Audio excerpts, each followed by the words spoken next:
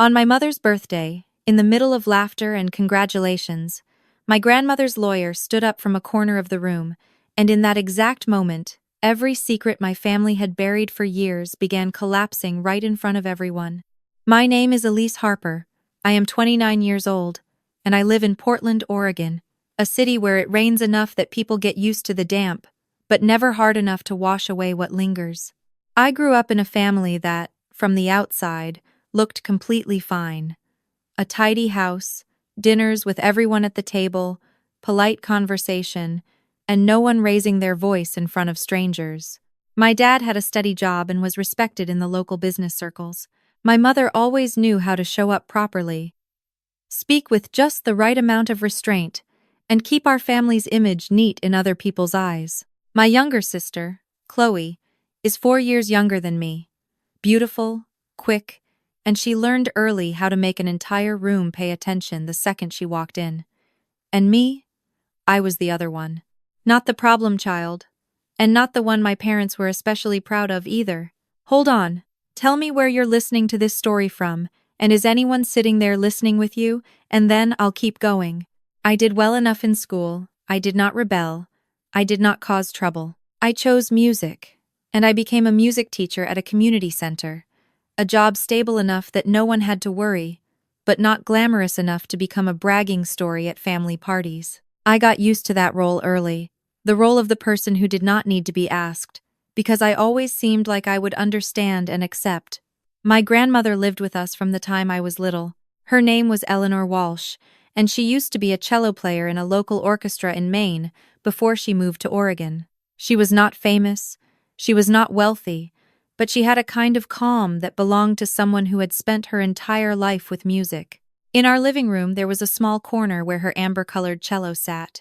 That cello had been with her for more than 40 years, through performances, through lessons, and through the hardest stretches of her life. No one in the house was allowed to touch it, not because of its monetary value, but because it was the thing she always said she would leave to me. I learned my first notes on that cello. On winter afternoons, when rain tapped steadily against the windows, she would sit and play, and I would sit on the floor doing homework and listening. We did not talk much, but I always felt seen in those moments. She was the only person in my family who ever asked me what I wanted, not what I was supposed to become. When I decided not to go down the path of professional performance, she was not disappointed. She only said music was not for proving anything, it was for staying with yourself. In recent years, her health had been getting weaker. She did not play often anymore. The cello was covered with a thin cloth and placed close to the window. The living room slowly started to feel emptier, not because there was less furniture, but because the familiar sound was gone. I was the one who took her to appointments, sat with her at the hospital, listened to doctors talk about numbers I did not fully understand, and still nodded like I did. My parents were busy. Chloe avoided any conversation that had to do with illness. I got used to being the one who stayed when everyone else left. One Tuesday afternoon, I got off work earlier than usual. It was lightly raining. The road home was wet and quiet. When I opened the door and stepped into the living room, I knew immediately something was wrong. The corner where the cello used to sit was empty. The cover cloth was gone. The wood floor there looked lighter than the rest, like the imprint of something large that had just been moved. I stood there for a long time, my heart racing, my ears ringing, like my body understood what happened before my mind could catch up. I asked my mother where the cello was. She answered calmly, said my father had handled it, said it was a necessary decision right now. I asked what handled meant. She said sold, for a good price, and told me not to make a big deal out of it. My father said it was the reasonable choice, that the cello just sat there and no one played it, while Chloe needed a car that matched her image as she stepped into a new relationship. Chloe stood in the hallway, holding the keys to her new car, smiling like it was the most obvious thing in the world. No one asked me. No one asked my grandmother. They said she was in hospice. Pain medication made her tired, and we should not burden her. They said I was the understanding one, so I would understand. I heard all of it, and I felt something familiar rise in me, that feeling of being cut out of a decision I should never have been cut out of. But I did not argue. I quietly went back to my room, closed the door, and sat in silence for a long time. That night I could not sleep. I lay there, staring at the ceiling, listening to the steady rain, thinking about the cello, thinking about my grandmother's eyes every time she spoke about it. I remembered exactly what she had said. That cello was a promise, not something to bargain with, and I remembered exactly how many times I had stayed silent in my life, each time telling myself to let it go, for the sake of family. But this time, that silence made me feel like I was betraying the only person who had ever been on my side. The next morning, I went to hospice early. My grandmother was awake, pale sunlight coming through the curtains, making the room feel so quiet it was fragile. When I asked about the cello, she was silent for a long time. Then she said she had not signed any paperwork to sell it. She said she only assumed that if the family needed money, they would have told me. She looked at me, not blaming, just tired. For the first time, I understood her willingness to give had been misunderstood, and my silence had helped allow that. I decided to find out the truth. I contacted the person who bought the cello and asked for a copy of the contract. The name on the signature line was not my grandmother's. I started to feel afraid, not because of the money, but because I realized certain boundaries had been crossed so easily, simply because everyone believed no one would speak up. I found a lawyer, not to sue, but to understand where I stood inside this story. He asked one single question: whether my grandmother was still of sound mind. When I said yes, he suggested we meet in person. Michael spoke slowly, asked careful questions, missed nothing. He did not only ask about the cello, he asked about the house, about documents my grandmother had signed over the years. When I left his office, I did not feel relieved. I only knew I had stepped onto a road I could not back away from. My family still thought I was just reacting emotionally. They did not know I had started to see a bigger picture, where silence was no longer a virtue, but an excuse for other people to decide for you. That night I came home and sat in the empty living room, staring at the space where the cello used to stand. I realized this story had never been only about an instrument. It was about the right to be respected, about how some people in a family get used to one person always giving, to the point that when that person stops giving, they call it selfish. And for the first time in my life, I knew something very clearly. If I kept staying silent, I would have to live with that choice for a long time, longer even than the fear of facing my own family. In the days that followed, my routine kept going, but the feeling was different. I still woke up early, made coffee in my small kitchen, listened to rainwater sliding down the window frame. I still drove to the community center, still greeted the same coworkers, still walked into my classroom where kids held instruments too big for their bodies. But something kept hovering in my mind like an unanswered question, slowing down everything that used to feel automatic. Standing in front of the class, teaching the kids to keep time, I noticed how often my focus drifted.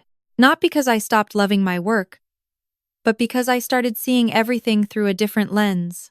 I watched the children being dropped off by their parents, being waited for in the hallway, being asked about their lesson afterward. I wondered when I had gotten used to not being asked, not being waited for, not being treated as the center of any decision in my own family. That thought did not hurt in a dramatic way. It ached quietly and steadily, like a low note that would not stop humming under the music. At lunch, I sat alone in the break room, quickly eating the salad I brought. I listened to coworkers talk about vacations, buying houses, long-term plans. I nodded along, but my mind stayed on my grandmother. I thought about how she had lived her whole life in quiet steadiness, how many times she had swallowed things to keep the family peaceful, and in the end, that peace became the very reason people could hurt her without feeling guilty. That thought made it impossible to keep convincing myself that silence was the safe choice. I started spending more time at hospice. In the afternoons after work, I would stop by and sit beside her bed, sometimes without saying anything. I just sat there, listening to the steady machines, watching the light outside the window shift. Sometimes she slept so deeply her breathing was so faint I had to strain to hear it. In those moments, I looked at her face and wondered how many things she had swallowed in her lifetime, just so everything could look fine in front of other people. One afternoon, when she was more awake than usual, she asked how work had been lately. I told her it was fine. She looked at me for a long time, then said, "Fine does not mean enough." It was such a gentle sentence, but it stopped me cold. I realized she understood me more than I had thought. She did not ask if I was angry at my parents. She did not ask if I was going to make a scene. She only asked whether I was living in a way that matched what I truly felt. I did not answer right away. I had never asked myself that question so seriously before. At night, at home, without the cello, the living room felt unfamiliar. I would sit on the sofa and stare at the empty space where it used to stand. I realized I had been used to something being there, even if I never touched it. Now that it was gone, I finally understood how much it had mattered to me. Not only because it was my grandmother's cello, but because it was the symbol of a promise, a kind of recognition I had carried since I was a child. My family did not talk much about the cello after the first day. They acted like it was over, like the decision had been silently accepted. My father kept working. My mother kept going to social gatherings. Chloe kept showing off her new car to friends. I watched all of it and felt a clear distance forming. Not distance in space, but distance in how we were seeing the same event. To them, it was a reasonable decision. To me, it was proof I had been silent for too long. I realized that in this family, my role had always been the one who softened everything. When there was conflict, I pulled back. When there was a hard decision, I accepted it. But now I was starting to understand that peace had been built on one person always taking the loss. And when that person stops, the whole system starts to shake. Some nights, after leaving hospice, I would drive for a long time without going straight home. I took empty roads, kept the music low, tried to think more clearly. I thought about how, if my grandmother was gone, whether anyone in my family would protect what she cared about. I thought about how, if I did nothing now, I would have to live with that regret for the rest of my life. And that thought, more than any anger, is what pushed me forward. When I went back to Michael Ross's office to bring additional paperwork, he asked me a simple question, whether I was ready to face my family's reaction. I did not answer right away. I knew they would not be happy. They would say I was overreacting, that I was breaking the stability. But for the first time, that fear did not feel big enough to hold me in place. I told him I was not sure I was ready, but I was sure I could not go back to how things were. On the drive home, I kept thinking about that answer. I cannot go back to how things were. It was not a dramatic declaration, it was a quiet truth. I had seen how everything operated when I stayed silent, and I could not pretend I did not know anymore. No matter what happened later, I could not keep living like this had never happened. That night I sat in my room for a long time and wrote down what I remembered about the cello, about my grandmother, about the times I had chosen silence. I was not writing it to send to anyone. I was writing it to remind myself my feelings were real, that what I was doing was not impulsive. When I closed the notebook, I felt a strange calm. Not because anything was solved, but because I knew I had chosen to stand with the truth, even if it did not feel comfortable yet. When I turned off the light and lay down, the rain outside kept falling steadily. But this time, it no longer sounded like a question repeating itself.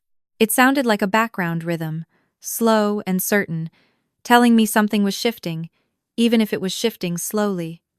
I did not know where the road ahead would take me. I only knew that from this moment on, I would no longer be the person standing on the edge of my own story.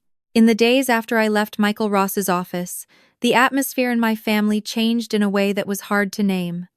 No one brought up the cello again, and no one outright said everything was fine.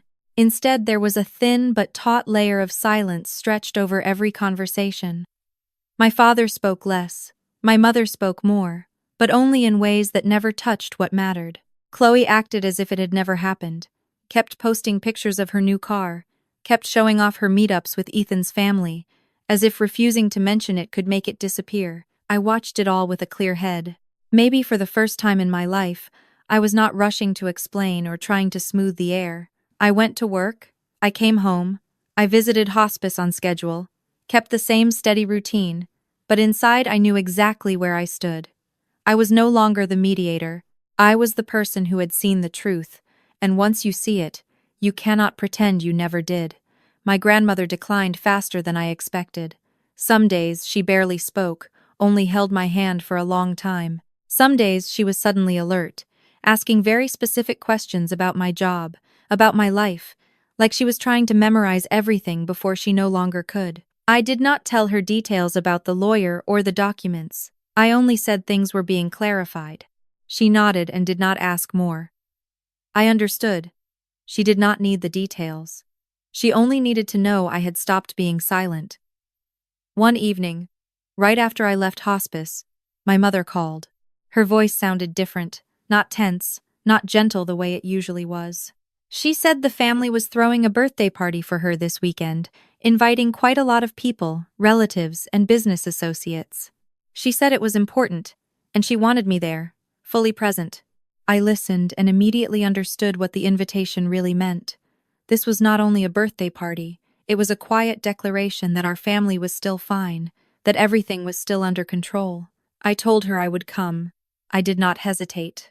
I knew if I refused, the story would be told another way, that I was sulking, that I was selfish, that I did not know how to think about family. I did not want to give them that chance. I wanted to be there, not to start trouble, but to stand in the right place when everything was spoken out loud. Michael texted me that night. He said my grandmother had asked him to be prepared for certain situations. He did not say exactly what, but he asked where the party was and what time it started. When I answered, he replied with one short line, that he would be there. I read that message over and over, not because I was afraid, but because I understood this was the moment when years of accumulated silence would have to face the light. In the days leading up to the party, I watched my family more closely than ever. My mother planned everything carefully, called to order food, picked flowers, went over the guest list with my father. My father acted normal, but I noticed how he would pause mid-sentence, like something was distracting him. Chloe stayed busy with dresses, photos, long phone calls. She did not ask me anything, did not mention the cello. The distance between us felt clearer than ever. I prepared too, but in a different way. I did not choose clothes to stand out, and I did not try to look humble. I only wanted to look like myself as much as possible. A person who no longer hides inside silence, but also does not need to shout to be heard. I told myself I was not going to that party for revenge. I was going because the truth had the right to stand where it had been hidden for so long. My mother's birthday arrived on a cloudy morning. No rain, no sun, a neutral kind of weather that matched the atmosphere in my family at the time. I woke up early, drank my coffee more slowly than usual, looked out the window, and thought about my grandmother. I thought about how she had chosen this timing on purpose, not by accident. She knew how much my family valued appearances. And she also knew there are truths that can only be spoken when people are forced to listen. When I got to my parents' house, the guests were already there. Laughter filled the living room, the smell of food mixed with expensive perfume. Everything looked perfect, like a picture of a model family. I greeted a few familiar faces, received polite nods. A few people asked about my job, my life. No one mentioned my grandmother. No one mentioned the cello. That absence was so obvious it felt almost intentional. Chloe stood near the door, her new dress fitted tight, her smile bright. Her new car was parked right in front of the house, the red bow still on the hood. I looked at that scene and realized this was exactly why everything had been decided so fast. My grandmother's cello had become a tool to buy an image, buy convenience, and no one thought they needed to ask the person who would lose the most. My father raised his glass to give a speech. He spoke about family, sacrifice, always putting the collective good above the individual. I stood there listening, and felt a sharp separation inside me. Not because I did not understand the words, but because I understood too well what they had been used to cover up. When he mentioned my grandmother, he said she had agreed to sell the cello to help Chloe, his voice firm, without a trace of doubt. A few people nodded, a few glanced at each other, but no one spoke. Right then, I saw Michael stand up from a corner of the room. He had been there from the start, very discreet, not drawing attention. He stepped into the center, not rushing, not hesitating. His voice carried clearly, loud enough for everyone to hear. He introduced himself as the lawyer for Eleanor Walsh. The room went quiet immediately. I saw my father freeze for a brief moment, long enough for me to know he understood this was more serious than he thought. Michael said he would like permission to clarify certain matters regarding Eleanor's property at Eleanor's direct request. He emphasized that she was fully of sound mind, and everything he said was based on legal documentation. The air in the room changed, smiles stiffened, glasses were set down, and no one kept drinking. I stood still, my heart pounding, but my mind strangely clear. I knew this moment had arrived. After Michael's short introduction, the room fell into a thick silence. Not the polite silence you hear at parties, but the kind that makes people unsure where to put their hands, whether to look down or look straight ahead. I could hear the steady hum of the air conditioner on the ceiling, the soft clink of a spoon against a glass somewhere, and even my own heartbeat, slow but heavy. My father reacted first.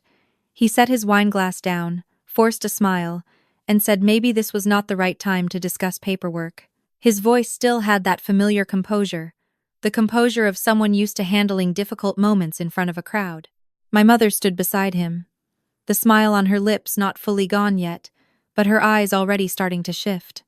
Chloe looked around, clearly not understanding what was happening, only sensing the room turning.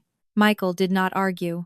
He nodded and said he understood this was a birthday celebration, but Eleanor had asked him to clarify these things in front of the people present because most of them had heard an incomplete version of the story. He spoke very slowly, very clearly, sentence by sentence, like he was reading from a record that had been carefully prepared a long time ago. He started with the house. He said this house, the one where the party was being held, had never been transferred. The ownership was still in Eleanor Walsh's name. My parents had lived there for more than 10 years, but as people allowed to reside there, not as owners. Those words dropped into the room like small stones, not exploding, but enough to send widening ripples. I saw a few people turn toward my parents, their expressions questioning, surprised, and uncomfortable. My mother protested immediately. She said they had invested, renovated, paid taxes. Michael nodded and said yes, all of that was recorded, but it did not change ownership. He did not use an accusing tone. He did not use harsh language. That neutrality made his words even harder to fight. My father said nothing more, only stood there with his hands clenched, his eyes no longer as certain as they had been when he gave his speech. Then Michael moved to the cello. He said the cello was Eleanor's personal property, clearly listed in a separate agreement, and could not be sold without Eleanor's direct consent. He said the beneficiary had already been designated. When he read my name, I heard a sharp inhale behind me. Chloe whipped her head toward me, eyes wide, like she was seeing me for the first time in that room. My father said it was a misunderstanding. He said Eleanor had agreed. Michael simply produced a copy of the documents, pointed to the signature, and said Eleanor had not signed the sale contract. He said this had been confirmed. No one spoke for several seconds. I felt the shift in the way people looked at us. No longer the polite party glance, but the stare of people realizing the story they believed had massive gaps. The room no longer felt like a birthday party. Half-finished congratulations, half-emptied glasses, background music still playing but sounding out of place. I stood there, feeling like I was watching a picture being peeled back layer by layer. No gloating, no satisfaction, just the truth being placed back where it belonged. Michael ended by saying Eleanor demanded the return of the money from the sale within the specified deadline and required my family to sign a revised residency agreement if they wanted to continue living in the house. He said official notices would be sent in the next few days. He closed his briefcase, nodded politely to everyone, and stepped back to where he had been. No threats, no raised voice, only clarity. After he stopped, the room sank into silence for a long time. Then groups of guests began finding excuses to leave. Awkward handshakes, rushed well wishes, eyes avoiding contact. Ethan's family was among the first to leave. I saw Ethan's father shake my father's hand quickly, say he would be in touch, but his voice no longer sounded sure. Chloe stood frozen, her face drained white, her hand gripping her phone. My mother sat down, her shoulders sagging, lipstick smudged at the corner of her mouth. My father remained standing, staring at the file folder on the table, like if he stared long enough, everything would return to how it used to be. No one spoke to me right away. I stood near the window, looking out at the garden where my grandmother used to plant flowers, feeling like I had just crossed an invisible line. Then my father turned to me. His voice was low and tight. He asked what I had said to her. He said, how had I influenced her to do this? I looked straight at him, for the first time not avoiding. I said I had done nothing except tell the truth. I said every decision had been made by her years ago, before I knew any of it. He gave a dry laugh and said I was good at playing the victim, good at waiting for the right moment. My mother shot to her feet, called me selfish, said I was jealous of my sister, said I ruined her birthday. She said it was all over a cello. I listened and realized her voice was shaking, not from anger, but from fear. I said it was not only a cello, it was a promise. It was my grandmother's property. It was a boundary they crossed because they believed no one would dare say anything. I said I was not sorry for refusing to stay silent anymore. Chloe started crying. She said she did not know anything about paperwork, she had only trusted our parents. I looked at her and said maybe she did not know, but she chose to believe the version that benefited her without asking more. She turned away and did not answer. In that moment, I realized the distance between us was not natural. It had been built over a long time, out of the moments she was prioritized without explanation, and I was trained to understand. When the last guest left, the house felt unmistakably empty. My mother said it was not over, that they would talk to their lawyer. My father nodded, but his eyes were no longer certain. I did not argue. I said I was going home. Before I left, I looked around the house one more time. The paintings, the sofa set, the chandelier, everything was still there, but the sense of ownership had vanished. This was no longer the place I had once thought of as my parents' home. On the way back, my phone rang. It was hospice. The nurse said my grandmother wanted to speak to me. I pulled over and answered immediately. Her voice was weak but very calm. She asked how it went. I told her everything had been said out loud. She was quiet for a moment, then said that was enough. She said she did not want revenge on anyone, she only wanted the truth to stand where it belonged. She told me not to let other people's anger become my burden. That night, I went back to my small apartment, opened the window, let cold air spill in. I sat in the dark for a long time thinking about the evening. I did not feel happy. I did not feel sad in the way I thought I would. I just felt tired, but it was the tiredness of someone who finally said what needed to be said. I understood that from now on, nothing would be easy. But for the first time, I no longer felt responsible for making things comfortable for everyone else. I knew that from that moment on, no one in my family could keep pretending everything was the same. And even if the road ahead had friction, I could not return to my old place again. Not even one more time. The days after my mother's birthday passed in a strange way. There was no official family meeting, no public apology, and no one stood up to declare it was finished. Instead, there was a chain of long silences, heavy and slow, like after a shockwave when the ground has not truly settled yet. My father did not call me for many days. That was not like him. Before, no matter what happened, he always reached out, even if only to keep control. This time, his silence meant something else. It was not punishment, and not a clean cut. It was the confusion of a man realizing for the first time that some things were no longer inside his control. My mother was different. She texted me more, but only with sentences that never touched the core. She asked if I was eating enough, how work was going, if I needed anything. I replied briefly, politely. We avoided the main subject, as if not naming it could make it fade. But each message reminded me that a crack existed between us. Not loud, but unmistakable. Chloe almost disappeared from the family's shared life. She did not come home, did not show up at weekend meals.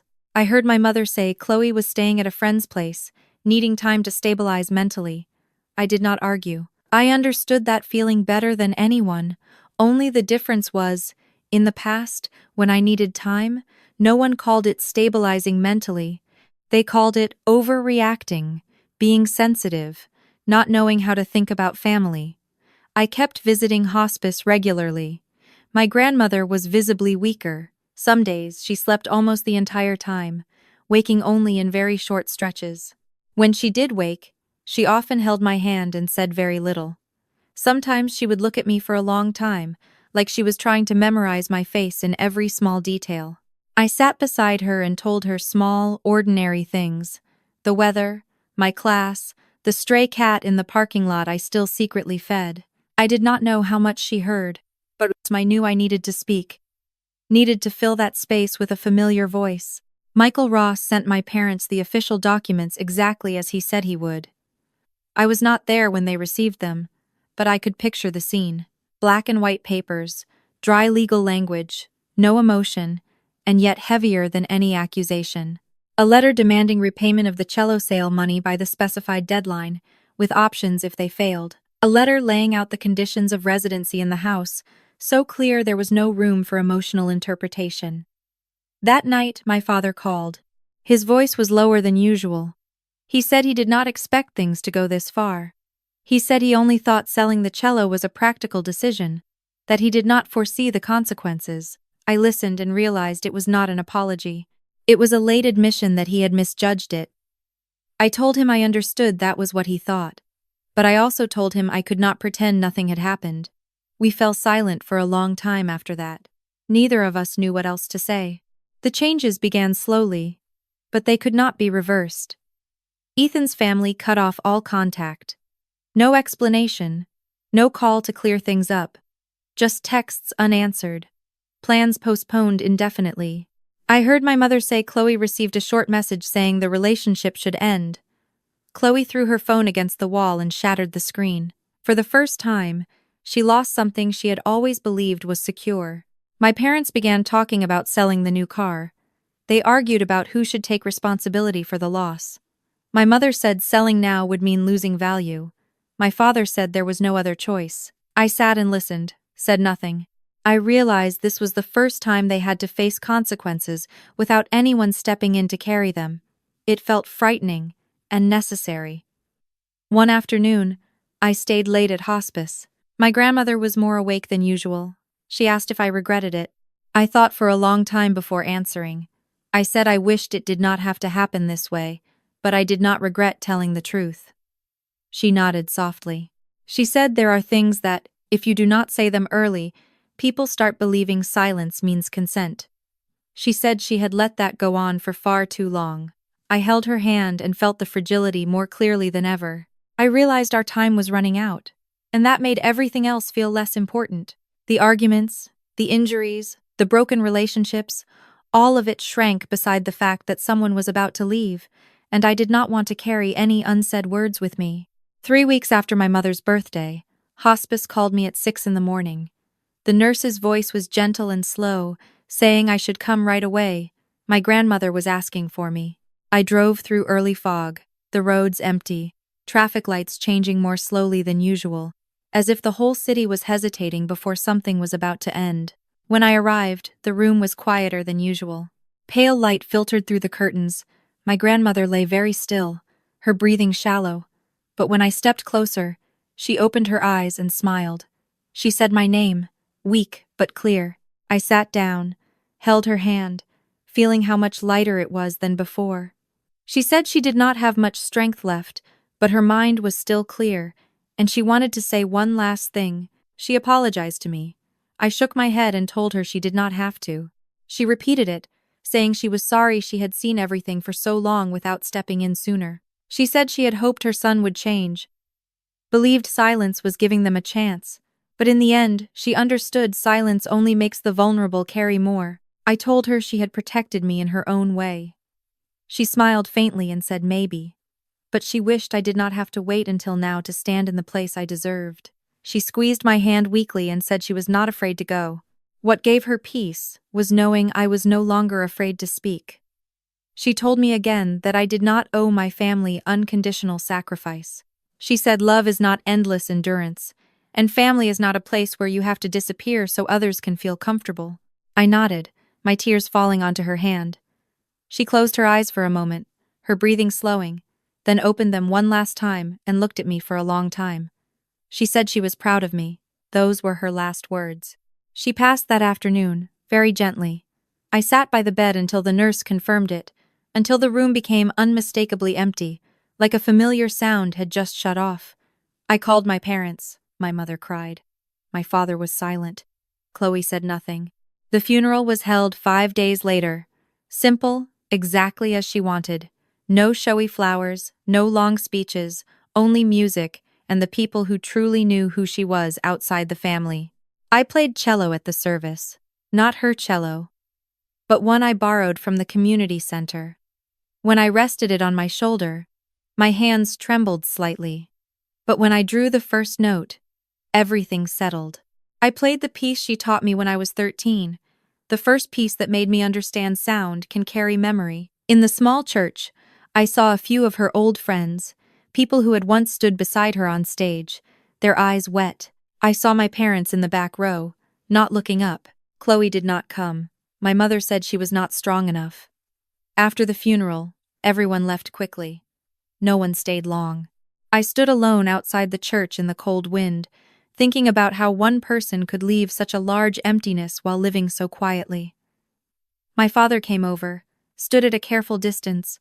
He said she was his mother, and no matter what happened, that would not change. I nodded and said I knew. He wanted to say more, but my mother called him away. He turned his back, and I knew some conversations would never happen, or would happen too late. The following weeks were paperwork and procedures. The will was read. Everything Michael said was confirmed. The house, the agreements, the conditions, all exactly as she prepared. My parents signed in silence. Chloe did not participate. She moved out and stayed with a friend. The new car was sold back at a significant loss. No one said the number out loud, but I knew it was big enough to change a lot. I moved into the house once everything was settled. The first time I walked in as the one with the right to decide, it felt strange. Everything was familiar, but the feeling was completely different. I opened the windows and let the wind move through the living room where the cello had once stood. I did not rush to put a new cello there. I wanted the room to stay empty for a while, as a way to acknowledge what had been lost and what had been returned. One night, Chloe called me, the first time since the party. Her voice was small and slow. She said she was not calling to ask for anything. She said she was in therapy. She said for the first time she had to take the bus herself, apply for work herself, face that she was not special the way she always believed. She said she had been angry at me for a long time, but now she was beginning to understand why I did it.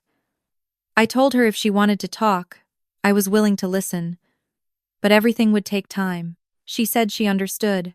After I hung up, I sat in the living room for a long time, thinking about everything that had happened. Loss, rupture, change, and something that felt like late-arriving adulthood. I did not feel like I had beaten anyone. I only felt like I had stopped losing myself. And for the first time, that was enough. If this story made you pause and think, even for a moment, leave a comment and tell me where you are listening from. I read and value every message. And if you want to keep hearing stories like this, hit like and subscribe so we can meet again the next time I tell one. Thank you for staying all the way to the end.